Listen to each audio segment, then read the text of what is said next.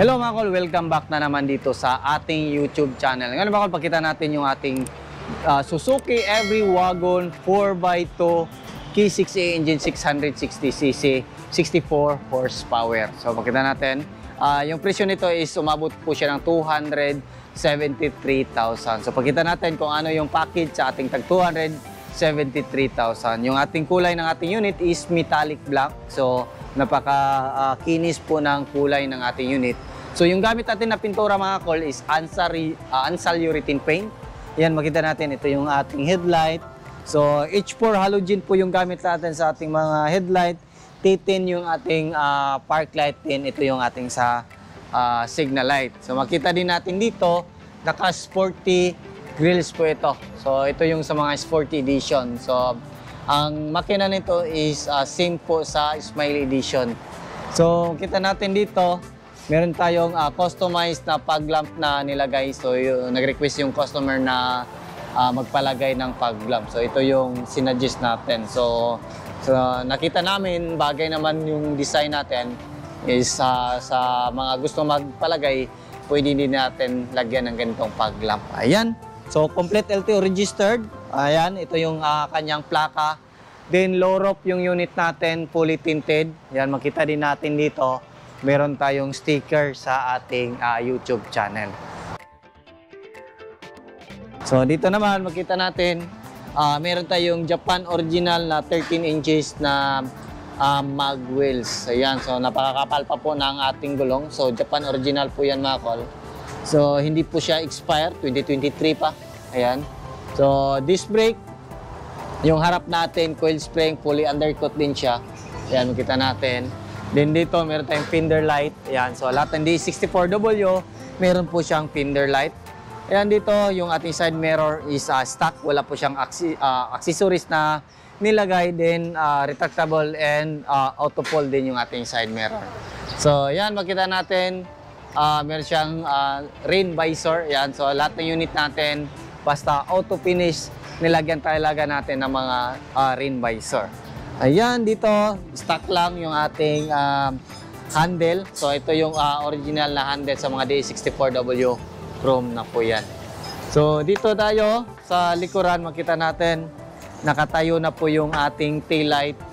Tapos, ayan, meron tayong original na spoiler sa mga D64W na low roof. Then, meron tayong third light dito.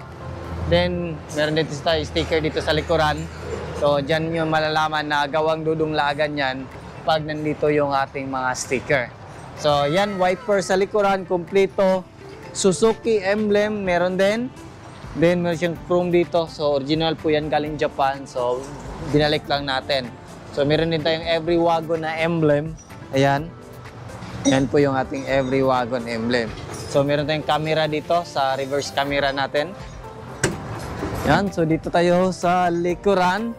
Yan, ito naman yung ating upuan. So, pag nakaupo tayo dito, ito lang, medyo maliit lang yung clearance kasi high roof po yung unit. So, kasya po yung dalawang tao.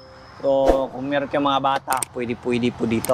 Yan, so at the same time, pwede natin to gawing storage box. Tingnan natin. Yan, ayan. So, ganyan pala yung ating storage box. Ayan, so meron siyang hilaan dito. Ayan, di ba? Ayun, oh.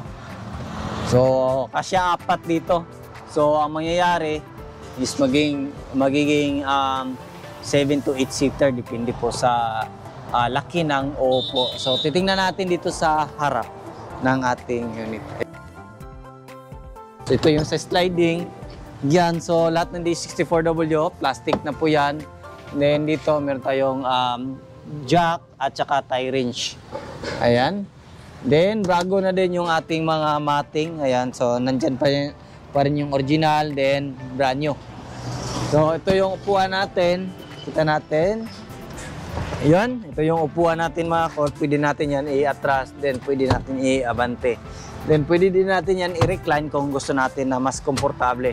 Mas maganda to kung walang upuan sa likuran. Mas recline natin ng maayos yung ating upuan dito. So, meron siyang armrest. So, dito, kasya po yung 2 or 3 tao. Minsan nga, 4 yung upo dito. So, meron siyang cup holder dito. iangat lang natin yung ating cup holder. So kasya na yan yung 3 or 4, pero mas ano siya, mas maluwang siya sa 3 tao. So room light dito, ayan, kompleto. Then mga passenger handle, left and right po yan. Ayan. Then dito meron siyang extra mini fan. So dalawa po yung pinalagay ng ating customer, naging 4 sila. So yun, so yan po yung request ng ating customer, wala tayong magagawa. Then dito, yan, so lahat ng D64 natin, basta pangit na yung cover natin dito, is binago na natin. Nilagyan natin ng ganito. So naka-leader na po siya. Tapos all power, front power window. So turn on natin dito. Ayan, turn on natin. Tapos sa likuran, ayan. So gana lahat. Diba? Auto fold ng ating side mirror. Ayan. So function. Then retract natin. Lagay natin sa left. Ayan. Pag tutunog na yan mga kol, ibig sabihin is naka full adjust na po yung ating side mirror. Ayan. Dito naman sa ating driver side. Ito yung driver side natin. Ayan. Kita natin. Ayan. Pwede na natin atras. Ito yung full. Ito yung clearance natin sa manibela. Then, pwede natin yan i-taas. Then, pwede natin yan ibaba. So, meron siyang adjuster dito. Ayan. Diba? So, lock lang natin. Tapos, meron siyang mga handle dito. Ito yung handle natin sa driver. Yan, dalawa. Then, sa passenger handle, meron din sa kabilang side natin. Center mirror dito. Then, lights dito. Ayan, ito. So, makita natin dito yung ating mga sun visor. Ayan, so, reviewin natin lahat. Ayan, so goods. Then, dito na tayo sa makina natin, or dito, makita natin dito yung ating headlight adjuster, beam adjust, and yung ilaw sa ating fog lamp. Ito yung switch natin, toggle lang po yung nilagay natin na heavy duty. So, start natin yung makina natin. Ayan, naka-under na. So, makita natin dito yung ating RPM. Ayan, so, kita natin yung ating park, reverse, neutral, drive, 2 and L. Yung 2 at saka L, pwede natin yung gawing engine brake, or pwede natin yung gamitin sa uphill, lalo na sa mga akyatan. Ayan, dito makita natin yung ating 7 inches touchscreen stereo with reverse camera. Ayan, kita natin yung likuran natin. Tapos dito yung ating hazard. Ayan, ito yung hazard natin. Then yung aircon switch natin, then yung blower natin. Ayan. Ayan. So 2, 3, and 4. Ayan. So ito, wala na to. Yung rear, wala na yan. Then, yung signal natin, left and right. Ayan, signal natin. Tapos yung washer natin, angat lang natin. So, lagyan natin yan tubig. Ayan. Ayan, sa wiper sa likuran. Then, washer sa likuran. Ayan. So, yun. So, ano pa? Ito yung park light natin. Headlight, high beam, then low beam. Ayan. Din dito yung overdrive natin. Ayan, functional. Then, yung glove box natin dito. Ayan po yung glove box natin. Then, meron dito yung lagayan dito. Ayan. So, ito yung ano natin mga kol, legroom. Ito yung parking brake pedal natin. Ayan. Brake pedal din yung ating accelerator pedal. Ayan. So, dito naman yung legroom sa ating passenger side. Ayan. So, yun, functional. So, check naman natin yung makina natin. Ayan, so, lagyan natin ng ilaw para mas maliwanag. Ayan. Ayan, so yung lock. Kabilaan yan. Tapos, ito yung makina natin.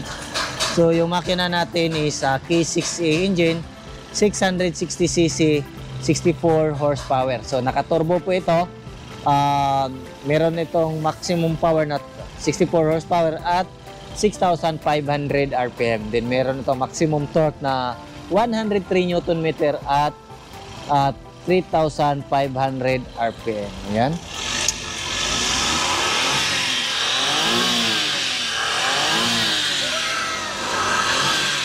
Yan, goods.